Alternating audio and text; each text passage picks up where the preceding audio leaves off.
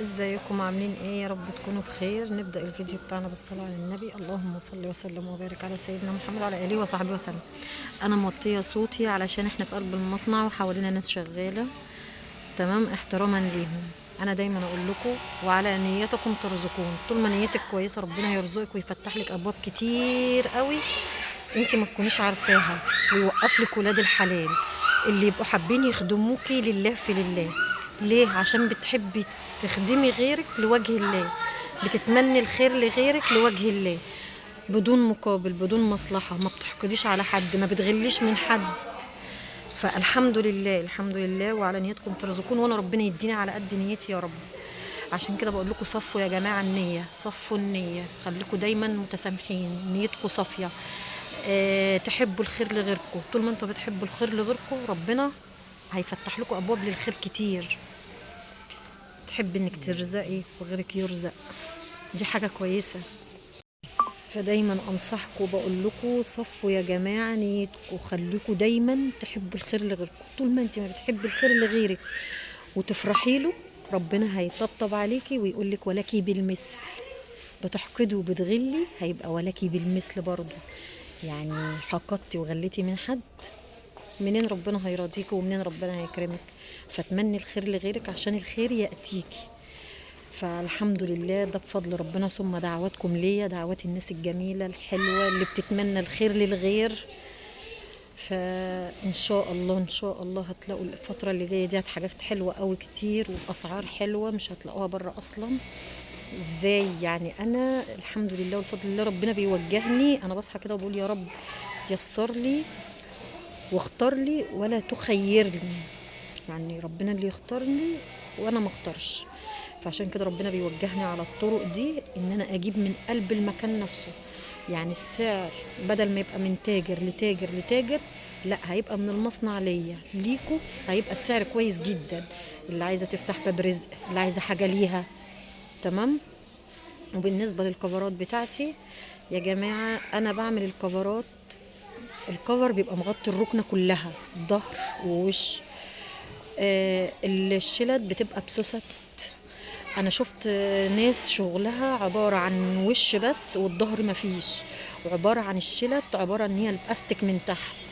يعني الشلته مش متغطيه كلها، ده هي زي بياضه ومعمول لها استك. انما انا شغلي حاجه نظيفه، بما يرضي الله. انا بعامل ربنا وبتاجر مع ربنا. قلت لكم قبل كده انا بتاجر مع ربنا، واحلى تجاره هي تجاره الله. ان انت بتعملي الحاجه بحب ونيه صافيه وبما يرضي الله. عشان كده ربنا بيبارك لك وبيوقف لك ولاد الحلال وبيرزقك. فانت اسعي. وعايزه اقول لكم نقطه كمان، بلاش ادوا الناس واشخاص في حياتكم قيمه زياده عن اللازم، علشان ما تجوش تتعبوا نفسيا وتحبطوا. لا، خلوا كل اللي في حياتكم عباره عن عابر سبيل حتى لو كان مين.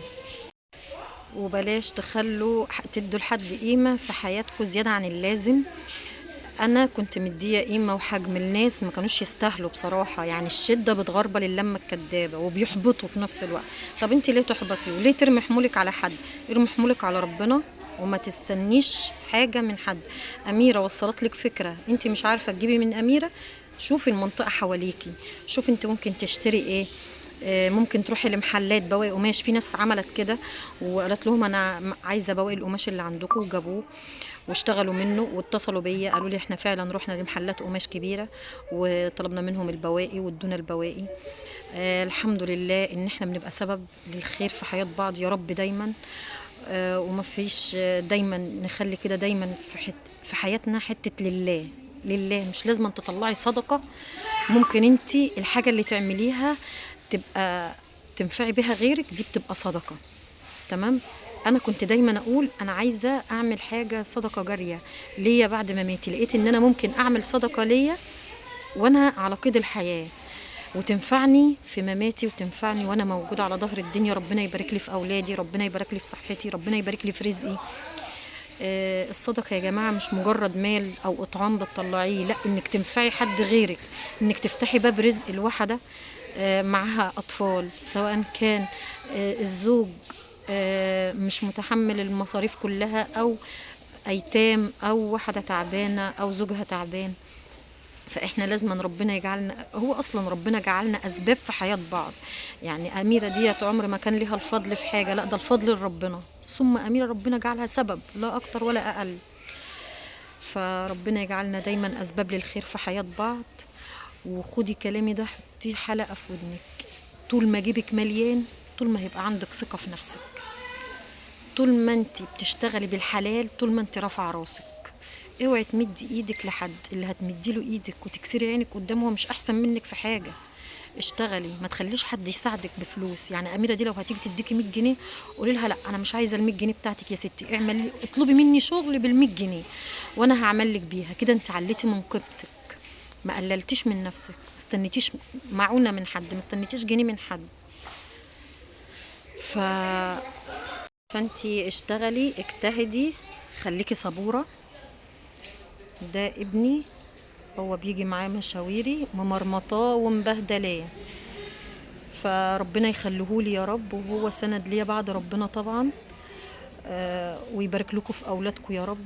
ودعوة حلوة من القلب ولكم بالمثل. والسلام عليكم ورحمة الله وبركاته.